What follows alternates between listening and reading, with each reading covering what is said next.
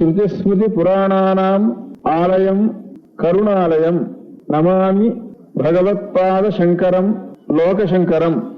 அபார கருணா சிந்தும் ஞானதம் சாந்த ரூபிணம் ஸ்ரீச்சந்திரசேகர குரும் பிரணமாமி முதான்வகம்.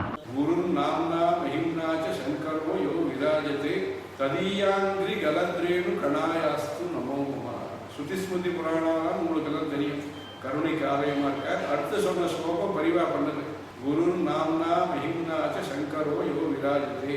எந்த குருவானவர் மகிமையோடு இருந்துட்டு இருக்காரோ, நல்ல கீர்த்தியோடு இருந்துட்டு இருக்காரோ, அந்த பேரோடு சங்கரனா இருந்துட்டு இருக்காரோ அவருக்கு நமஸ்காரம் பண்ணேன்னு பெரியவா சொன்னா. அந்த மாதிரி நமாமி பகவத்பாத சங்கரம் லோகசங்கரமாக லோகத்துக்கு நல்லதை பண்ணக்கூடிய சக்தி, லோகத்துக்கு நல்லதை பண்ணக்கூடிய பாக்கியம், லோகத்துக்கு நல்லது பண்ணக்கூடிய புத்தி எல்லாத்தையும் ஆச்சாரியா கொடுக்கறதுக்கு எல்லாரும் சேர்ந்து பிரார்த்தனை பிரயத்னம் ரெண்டும், மனுஷ பிரயத்னம் ஈஸ்வரிய பிரார்த்தனை எல்லாரும். ஜெய ஜெய சங்கர் ஹர சங்கர். நமः பார்வதி பதயே. கோவிந்தநாம சங்கீர்த்தனம். குரு பக்திங்கிறது ஈஸ்வர பக்தியை காட்டலாம் குரு பக்தி ஜாஸ்தியா வச்சுக்கணும்னுட்டு இந்த வைஷ்ணவர்ல கூட ஒரு ஸ்லோகம் வந்து தேசிகன் சொல்லிருக்காரு. ஆச்சாரியாய தேவதாம் சமதியாம் அந்யாம்னா மன்யாமஹேன்னு. ஆச்சாரியனை காட்டிலும் தேவதை வசதின்ட்டு நான் நினைச்சவே இல்லை அப்படின்னுட்டு வைஷ்ணவ ஸ்லோகம் சொல்றது. ஆச்சாரியாதிக தேவதாம் சமதியாம் அந்யாம்னா மன்யாமஹே அப்படின்னு சொன்னாருன்ட்டு சொல்றது இல்லை. நமக்கு சாஸ்திரம் சிவருஷ்டே குருஸ்திராதா குரு ருஷ்டே நகஸ்டேனான்னுட்டு ஈஸ்வரனுக்கு விசாரம் இருந்தா கூட குருவனிடத்துல போய் தான் நாம் வந்து சமாபனம் பண்ணிக்கணும்.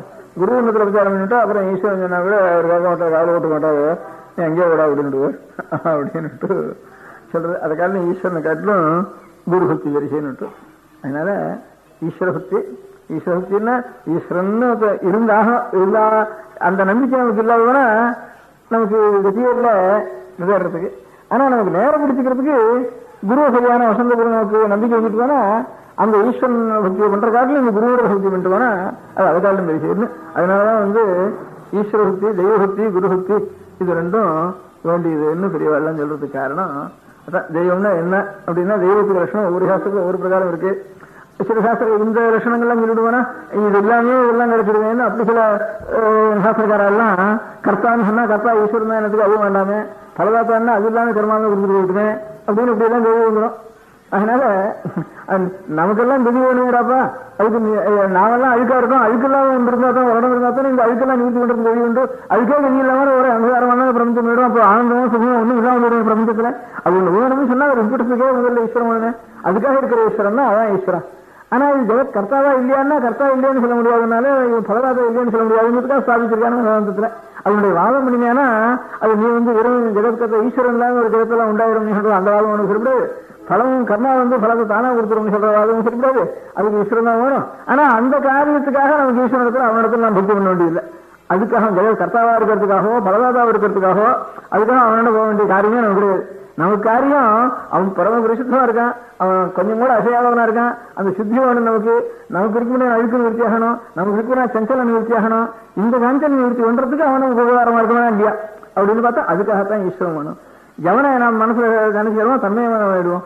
அப்படியே ஒருத்தன் ஈஸ்வரனை தவிர பிரத்யட்சமா பார்த்த ஈஸ்வரன் அப்பிரத்யட்சம். பிரத்யட்சமா பார்க்கறோம் அதே மாதிரி இருந்துட்டோம்னா அந்த ஈஸ்வரனோட போகக்கூடாது, போக வேண்டியதில்லை, மனசால தியானம் பண்ண வேண்டியதோட வேலை இல்லை, பிரத்யட்சமா பார்த்துடலாம். அப்படிங்கிறதுக்கு தான் தெய்வபக்தி குருபக்தி இது ரெண்டும் நமக்கு வேணும். மனுஷனா பிறந்தவனுக்கு ஈஸ்வரன் ஒரு இவ்வளவு ஒரு பெரிய மகாசமுத்திரமா எல்லாத்துக்கும் ஒரு கசி ஒன்று இருக்கு அப்படின்னாக்கா அந்த கசி ஒன்று இருந்தா தான் நாம் எல்லாரும் நன்மை அடைய முடியும் அப்படின்னு. இதனாலேயே ரொம்ப அசுத்தமா நாம் இருக்கோங்கிறதுனாலே ரொம்ப சுத்தமா ஒரு வஸ்து இருக்குன்னு அர்த்தமாச்சு. ஒரே மழை நாள் ஒன்று இருந்தானா வெயில் நாள் ஒன்று இருக்கணும்னு அர்த்தமாச்சு. ஒரே இருட்டா இருந்தானா ராத்திரி ஒரே பகலா இருக்கிற சமயம் ஒன்று இருக்கணும்னு தீர்மானம் வச்சு. அதனால நேர் மாறுதலா நேசல் ஒன்று இருக்குதான் இருக்கணும். நாமெல்லாம் எத்தனைக்கு எத்தனை பாபியாயும், எத்தனைக்கு எத்தனை துச்சியாயும், எத்தனைக்கு எத்தனை அசடாயும், எத்தனைக்கு எத்தனை சந்தேகமும், எத்தனைக்கு எத்தனை கஷ்டங்களும் இத்தனை இருக்கோ இது இல்லாம ஒரு வஸ்து இருந்தாகணும்னு இதனாலேயே தீர்மானம் ஆயிட்டு. அப்பேற்பட்ட ஒரு வஸ்து இருந்தா தான் இதெல்லாம் கொஞ்சம் நல்லூர் பெறத்துக்கு வழி. அதனால கிளேச கர்ம விபாக ஆசையர் அபராமிருஷ்ட புருஷ விசேஷ ஈஸ்வர. நாமே நம்ம காட்டிலும் பிரிவாள சில பேர் பார்க்கலாம். நமக்கு எவ்வளவு ஒரு சின்ன சமயம் வந்தா கூட நமக்கு எவ்வளவு அவமானம் வந்தாலோ கஷ்டம் வந்தாலோ ஒரு நஷ்டம் வந்தாலோ ஒரு துக்கம் வந்தாலும் நம்ம எவ்வளவு பாதிக்கிறதோ இவ்வளவு இதை காரணம் ஜாஸ்தி வந்தா கூட பாதிக்காம சில பேரை பார்க்கலாம். நம்ம காலம் கொஞ்சம் ஒரு டிகிரி பேசியா இருக்கா.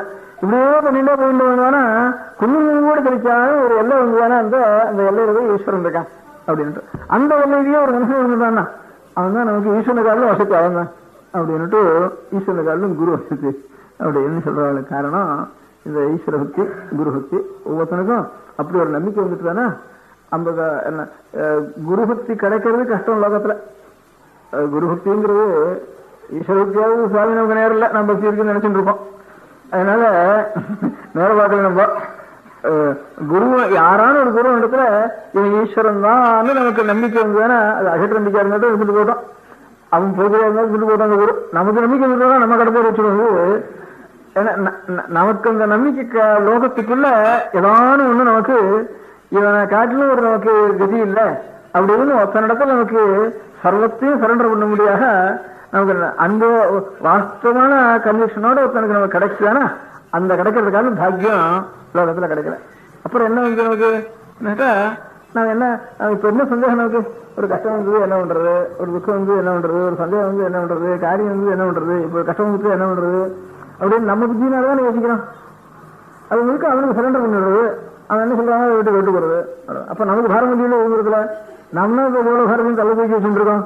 அதனால வேண்டாண்டாப்பா இன்னும் கொண்டு போட்டுவானா இவ்வளவு பாரத்தையும் தூக்கிறதுக்கு ஒரு ஆள் இருக்கான்னா அப்ப நமக்கு ரொம்ப லேசுன்னா இந்த லேசு. ஏன்னா அவங்களுக்கால் வந்து அவன் சொல்லப்படி போனவானா நமக்கு இன்னும் உபதிரவத்தில் வந்து இருக்கும். அப்படி நாம உபதிரவம் இல்லையோ நாமன்றத மட்டும் சரியா விடுவாங்க. அதுக்காக அவனா நினைச்சுட்டு நம்ம அதனால அப்படிதான் சரண்டர் பண்ண முடியாத ஒரு புத்தி ஒருத்தனுக்கு வந்து அது இப்படி கிடைச்சிட்டான் நமக்கு கிடைக்கவே கிடைக்காது. நமக்கு எல்லாருக்கும் சந்தேகம் தான் கிடைக்கல வந்து சேரும் நமக்கு. அதனால அது நான் பண்றதான் தேவையில்லை அப்படின்னுட்டு அந்த பாரம் இல்லாம ஒருத்தனிடத்துல சர்வத்தையும் சரணாகதி பண்ண முடியாத ஒருத்தர் நமக்கு கிடைச்சிட்டான்னு சொன்னா அதை காட்டிலும் தேசம் நமக்கு கிடையாது. எல்லா பாரமும் நமக்கு நிவர்த்தி ஆயிடும்ங்கிறதான் அதான் நமக்கு குருபக்தின்னு சொல்றது. அதான் அப்படி இல்லாத இடத்துல கூட தான் இல்லாத இடத்துல தான் ஒரு ஈஸ்வர உபாசனம் பண்றது, ஒரு மார்க்கம், ஒரு பூஜை, ஒரு தர்மம், தெய்வம் அப்படி நம்ம கிடைக்கிறது கஷ்டமா வச்சுக்கிறதுனால ஏதோ ஒரு பரம்பரையில வந்து பிரிவாளத்தினால அனுகிரகத்தை பிரிவா அந்த அனுகிரகத்தோட கூட ஒரு ஜபத்தையோ மந்திரத்தையோ பிரதேசத்தையோ அனுகிரகத்தையோ பெற்றுள்ளவன அவளை பூர்ண நம்பிக்கை நமக்கு வரத்துக்கு முடியாத பாக்கியம் கிடைக்கலன்னா அப்புறம் தான் சுவாமி வேண்ட போனதே தவிர இல்ல சுவாமியே வேண்டிய இல்லை நமக்கு. அந்த சுவாமி வேண்டியதான் சுவாமி இல்லைங்கிறது அர்த்தம் இல்லை. அந்த சுவாமி இருந்தா தான் இப்படி நமக்கு இதுவாக கிடப்பா.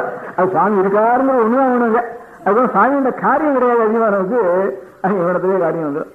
அந்த சுவாமியோட நமக்கு காரியம் இருக்கணும்னு அரசரா நமக்கு அவ்வளவு நமக்கு குரு கிடைக்கல, பூர்ணமா நமக்கு நம்பிக்கை வரல, அந்த பாக்கியம் நமக்கு கிடைக்கலன்னா அப்போ சுவாமி வேணும். அந்த சுவாமியோட கூட பயப்படுத்த ஒரு சுவாமியை நமக்கு பலம் கொடுக்கிறவர் லாபனா ஜபத்தெல்லாம் கட்டி ஒண்ணு அவருடைய சக்தி அபார சக்தின்னு அதனால பயப்படவே வேண்டியதில்லை நம்ம சுவாமியில. அதனால அவர் சுத்தமா இருக்கார், அவர் சஞ்சலம் இல்லாம இருக்கார், நம்ம செஞ்சது அவர் போறது, நம்ம அதுக்கு அவர் நிறுத்தி பண்ணுவார்னு அந்த ஒரு சுவாமியோட கொண்டாடுனே தவிர நமக்கு பிரார்த்தனை பண்ணணும் அது கொடுப்போம் இது கொடுப்போம் நினைச்சுட்டா அது சுவாமியே வேண்டியது இருக்கு.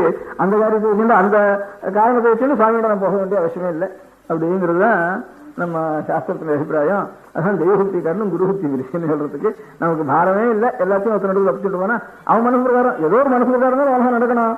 அதனால இதனால நஷ்டம் வந்தானா தான் நம்மளால நஷ்டம் வந்து அந்த மாதிரி அவனால் நஷ்டம் வந்தா நடந்து போறது, அவன் ஒரு அந்த மனசு பிரகாரம் நடந்து போறது அப்படின்னுட்டு வச்சுக்க வேண்டியதுதான் குருபக்தின்னுட்டு அதுக்கு பேரு. அதனால தெய்வபக்தி காட்டணும் குருபக்தி விரிசை அப்படின்னு நம்ம சாஸ்திரங்கள் சொல்லியிருக்கு. நம பார்வதி பதயே கோவிந்தநாம கீர்த்தனம்.